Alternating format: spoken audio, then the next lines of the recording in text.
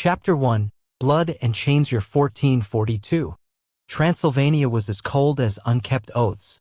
Before the darkness had even lifted from the Carpathian peaks, a procession of horses escorted by Ottoman soldiers marched south. Among the captives were 2 boys, lightly bound, yet burdened by chains heavier than iron. One was 11, with black hair and eyes like blades yet to be sharpened. His name was Vlad. The other, his younger brother Radu, only 8, still asked the horsemen if their mother would be waiting at the journey's end. No one answered. When Vlad looked back, all he saw was the silhouette of Targovist fortress disappearing into the morning mist. Even then he knew, once gone, there would be no way back, not as before. Slaves in silk, they were brought to Edirne, the capital of the Ottoman Empire. It was nothing like the tales their mother once told. There was no paradise for stolen children. The perfumed gardens, marble temples, and silken tapestries were but veils over a world ruled by dominance and punishment. "This is not your home, Vlad of Wallachia," a eunuch sneered. "This is where noble blood flows beneath the Sultan's feet, and even the eyes of gods must bow before imperial power." At first, Vlad said nothing. He watched. He studied every glance, every hidden corridor in the palace. He learned Turkish, Arabic, learned to smile like a pawn, obedient and still. But inside, the flame never died. Radu was different. Handsome, gentle, he quickly gained the Sultan's favor. He laughed, played with Muslim princes, studied the Quran, and began to forget the whispers of their homeland. At night, Vlad would sit in his cold stone chamber, whispering to the walls, "Father is dead. The throne is stolen. And my brother has chosen to kneel." Winds from the north. One winter day, news arrived via an Ottoman envoy. Vlad II Dracula, father to Vlad and Radu, had been killed by Wallachian nobles. The eldest son had been buried alive. The throne stood empty. Wallachia was chaos. Vlad clenched his fists. Blood welled in his palms like a seal upon his soul. But he did not cry. He did not tremble. He simply whispered, as though vowing to his own shadow, "I will return. Not to ask for justice, but to take back everything in blood." Learning to be a dragon in the belly of the beast over the years, Vlad was trained to ride war horses, wield Ottoman swords, command troops, and draft diplomatic letters. But he also learned subtler lessons: how to see betrayal in a friend's eyes, how to kill without ever drawing a blade, how to make enemies fear him more than they feared their gods. An old general once told him, "To rule, you must choose to be loved or to be feared." Vlad replied, "Both is best. But if I must choose, I choose fear." Radu, now a Muslim convert, was renamed Radu Self Framos Radu the Handsome. He lived in silk, a close friend to Sultan Mehmed II. Vlad was different. A shadow. Feared, never trusted, but never underestimated. The eyes of a boy who never yielded. At age 17, Vlad watched as Mehmed ascended to the Ottoman throne. With it came opportunity. The Sultan needed someone to rule Wallachia as a loyal vassal. Vlad volunteered, claiming complete loyalty to the empire. Mehmed believed him. Or pretended to. As the escort caravan departed Edirne, someone asked Vlad, "Are you truly loyal?" He merely smiled, a smile cold as a frozen lake. "I've learned much from you. But the most important lesson? Never trust a man who's worn chains."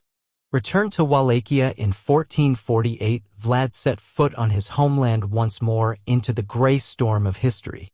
Wallachia was no longer as it had been. Villages burned. Noble factions splintered. Some bowed to the Ottomans. Others begged Hungary for help. The throne stood empty, and behind it hundreds of blades waited in ambush. Vlad did not come to beg. He came to build a throne from the bones of traitors. Chapter 2, The Phantom on the Throne. Targovist, 1456. Dusk spilled over the forests like bloodstains across the land of Wallachia. On the road leading to the capital, a lone rider approached, clad in a deep crimson cloak, riding a black horse. No banners. No trumpets. But no one dared to stop him. Everyone recognized those eyes that once burned like hidden embers in the Ottoman palace. The boy who had left in chains had returned. A ghost come to collect a blood debt. A throne dusted with betrayal. The throne of Wallachia had become a rotting symbol. Its current occupant, Vladislav II, was a puppet of the Ottomans, his reign bought by coins and bowed heads. He ruled through silence, supported by the boyar nobles, silk-draped serpents hiding venom beneath smiles. Vlad made no speeches. He offered no pleas. He struck. With a small cavalry unit backed by Hungary, Vlad ambushed Vladislav too near the Dambovita River. The usurper was beheaded in the woods. Legend says Vlad looked him in the eye before delivering the blow and whispered, "You held the throne with promises. I'll hold it with fear." ####. The blood feast of Targovist. Vlad ascended the throne once more quietly. No feasts, no music. But weeks later he summoned all the boyars of Wallachia to a grand banquet at Targovist fortress. Wine flowed freely. Roasted meats filled the air with mouth-watering scent. Toasts echoed hollow and false like lullabies sung by devils. Then Vlad stood. "Tell me," he said, voice sharp, "which of you remained loyal to my father? Who aided him when he was betrayed? Silence. Who spoke for me when I was a forgotten hostage in foreign chains?" Still silence. But fear had begun to flicker in their eyes. "Good," Vlad smiled. "Then none of you are guilty. Only unlucky." Soldiers appeared. Doors were sealed. Over 200 nobles, men, women, even the elderly, were seized. Some were executed on the spot. The rest were marched on foot for hundreds of miles to Poenary, forced to rebuild the ancient Dracula fortress by hand. Not one survived the coming winter. ####. When justice wields a sword after the blood feast, Wallachia changed. Vlad ruled with iron law. Thieves were executed instantly, no trials. Bribers, liars, traitors impaled. Within a year, robbery vanished, whether in the forest or in the marketplace. Legend says Vlad placed a golden goblet by a public well, and for years none dared touch it. The people feared him, but they also respected him. Those who once trembled at the sight of Ottoman banners now held their heads high. Villages once burned now flourished, protected by terror carved into stone. Impaler, a word risen from hell. Vlad's method of execution shocked Europe. Impalement, driving sharpened stakes from the anus through the chest, leaving victims to die over hours, even days. When the Ottomans invaded Wallachia, they once encountered a forest of corpses, over 20,000 impaled bodies surrounding the capital as a blood-soaked welcome. A Turkish ambassador, once refusing to remove his turban before Vlad, had the cloth nailed to his skull, with Vlad stating, "May your faith stay with you forever." A nation built on terror, he was not merely a king. He became a symbol, a living nightmare that made even the Ottoman Empire hesitate. But fear never lasts forever. Letters reached the Vatican, accusing Vlad of heresy, devil worship, and tyranny. Exiled nobles whispered to foreign courts, "He is Dracula, the son of the devil." Even Hungary, once ally, grew uneasy. Vlad was too powerful, too uncontrollable. The quiet of winter in 1462, Vlad knew the storm had begun. Sultan Mehmed II, once Radu's friend, now led a vast army to invade Wallachia, bringing Radu's self-frumos as a psychological weapon. That battle would be a storm of shadows, where Vlad would fight not only an empire, but the blood of his own blood. Chapter 3. The Spear That Defied Heaven. Wallachia, 1462. Winds from the east carried the dust of war. Along the border, the Ottoman army stretched endlessly, a colossal serpent slithering into the heart of Wallachia. At its head rode Mehmed II, the Sultan who had conquered Constantinople, now seeking to drag Vlad back as a ghost chained to history. Marching beside him was Radu Selfrumos, Vlad's younger brother. Beautiful as a marble god, gentle in voice, sharp as a dagger in purpose. Mehmed intended to place him on the throne, a puppet with the face of an angel. #Fire in the forest. Vlad did not wait for the enemy to reach the capital. He chose the deep forests as his battlefield, the darkness of night as his ally. For many nights, Ottoman soldiers died in their sleep, killed silently by shadows flitting through the trees like ghosts. Mehmed's horses refused to advance. His men mutinied. Every night brought more death. No screams, no blood. Only bodies hanging, impaled on stakes. One night, in the Targovist woods, Mehmed awoke to see the hills ahead glowing under the moonlight. not from fire, but from death. 20,000 corpses. Soldiers, nobles, spies, merchants, civilians, all impaled. A forest of the dead, where stakes were trees and men were leaves. The stench of death sent war horses bolting from their bridles. Mem trembled for the first time since Byzantium fell. He whispered, "This man is no mortal. He is the devil of Wallachia." The night of fire at Giurgiu. Vlad knew a direct battle would be suicide. He chose the night of June 17, 1462 to strike the main Ottoman camp near Giurgiu under the pale moon. He led 7,000 men, horsemen, forest fighters, and nomads. They lit torches, chanted curses, howled like wolves.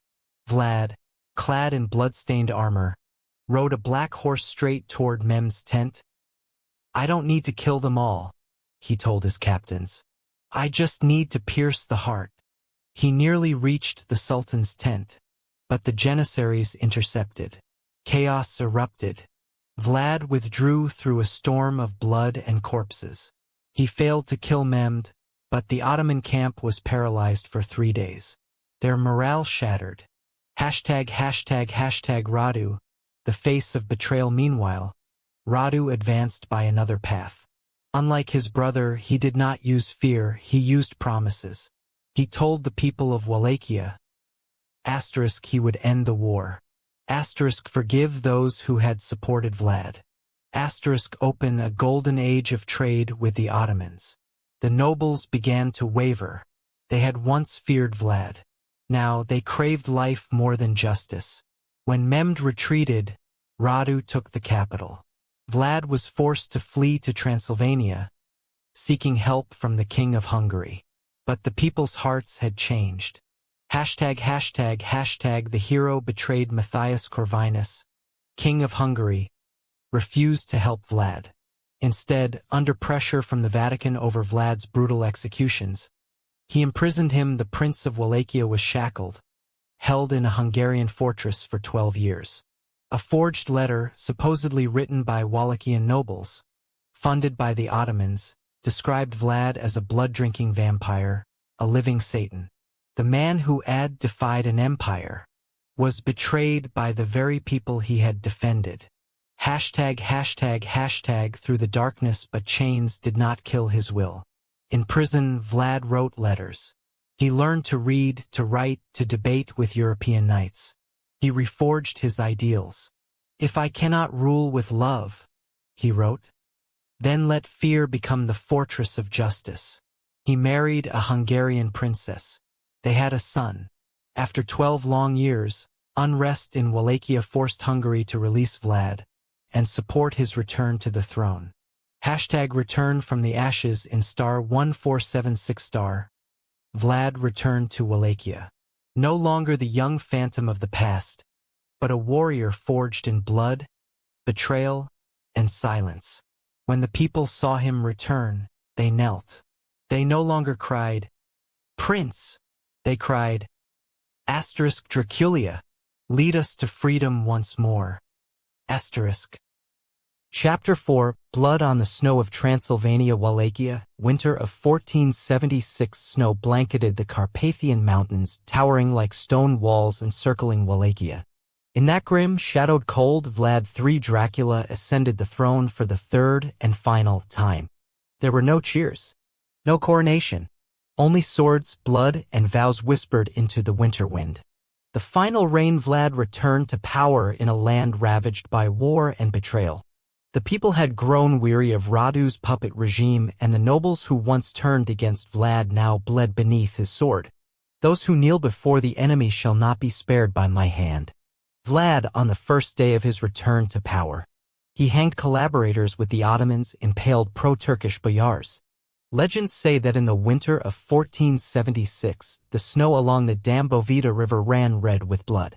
The crusade that never came. Though Hungary had helped Vlad reclaim his throne, they had no desire to see him grow strong. Matthias Corvinus sought to keep Wallachia as a buffer zone, not so weak that it would fall to the Ottomans, but never strong enough to demand independence. Vlad called for support from the Pope, from Poland, from the Knights of Europe, but no one came. He was alone. In the heart of winter, he understood this time no one would save him. And no one could stop him. The last meeting with Radu on a snowy hilltop, the two brothers met one final time. No guards. No traps. No weapons drawn. Radu, now ravaged by tuberculosis, coughed into the freezing air. He looked at Vlad and said, "You fight as if destiny can be beaten. But destiny is the mother of death and we are her bastard sons." Vlad replied, "Better a bastard free than a son bound to the Turks." Silence. There were no embraces. No tears. They parted like two souls torn from the same body. The ambush at Calagarini in December 1476, a secret Ottoman force crossed the Danube, joined by rebels from southern Wallachia. Vlad led his cavalry in pursuit to the marshlands of Calagarini. It was a trap. Swamps, dense woods, and snow slowed the Wallachian army. Vlad was separated from his guards. For a moment he stood alone, save for one loyal bodyguard and the looming shadow of betrayal. It is said he was shot by a Wallachian soldier who had sworn loyalty, then beheaded by Ottoman hands. A death with no glory. No war drums. Only ice, blood, and silence. The head sent to Constantinople. Vlad's head was delivered to Mehmed II, encased in a silver box. The Sultan laughed. Now he is truly dead, the last impaler of Europe. He ordered it nailed to the gates of Constantinople as a message to the world. But there was no celebration. In the alleyways of cities, Vlad's name became a whispered incantation. No one dared to say he was right, but everyone feared him. And in that fear, his power endured. A body never found. The Hungarians arrived later, but Vlad's body was never found. Only a blood-soaked cloak and a shattered sword remained. An ancient monastery in Snagov claimed his remains lay beneath its altar. But when excavated in the 19th century, only animal bones were found. The question echoed, if he died, where is the body? If there is no body, did he ever truly die? The legend awakens. The people began to whisper tales, a black-clad rider seen on winter nights, galloping through the forests. A deep voice in the dark, calling young men to arms. A lone figure beneath the clock tower of Targovist, appearing whenever the border is threatened. His name was no longer Vlad. They called him Dracula, son of the dragon, or Dracul, the devil. Each night, the legend grew, blurring the line between reality and shadow. Return in myth. Centuries later, when Bram Stoker wrote Dracula, he unknowingly stirred an ancient memory. Not just of a blood-drinking vampire, but of a symbol of resistance, of one who refused to bow to empires. Blood will dry. Flesh will rot. But fear lives forever. Inscription on the crumbling gates of Poenary Castle, once Vlad's stronghold. Chapter 5. The Legacy of Dracula. A hero. A demon. A legend. Those are the three things people say about Vlad III Dracula. The man who once sat on the throne of Wallachia, his hands soaked in blood, but his eyes always fixed on something greater, his homeland. ####, history or curse. In the wake of Vlad's death, Europe was divided over his legacy. Western chronicles, especially from Germany and Hungary, painted him as a mad tyrant. He impaled 20,000 just to dine among the dead. He boiled men alive, invited their foes to a feast, then hung them afterward. These stories were carved into woodcuts, printed into books, and spread far and wide. Not just as warnings, but as a kind of morbid entertainment for the medieval imagination. But in Wallachia, Moldavia, and Transylvania, the whispers told another tale. He was the only one who dared look the Sultan in the eye. He punished traitors, but protected the poor. Under his rule, no one dared steal. Even a bag of gold left on the street remained untouched. They called him by a strange name, Teeps, the Impaler. A title born out of both fear and reverence. ###, haunted castles and the shadows of legend. Centuries past. Poenary Castle, perched high on a cliffside, crumbled from earthquakes. Targovist Fortress fell into ruin. Vlad's grave vanished into the mists of time. But the memory remained.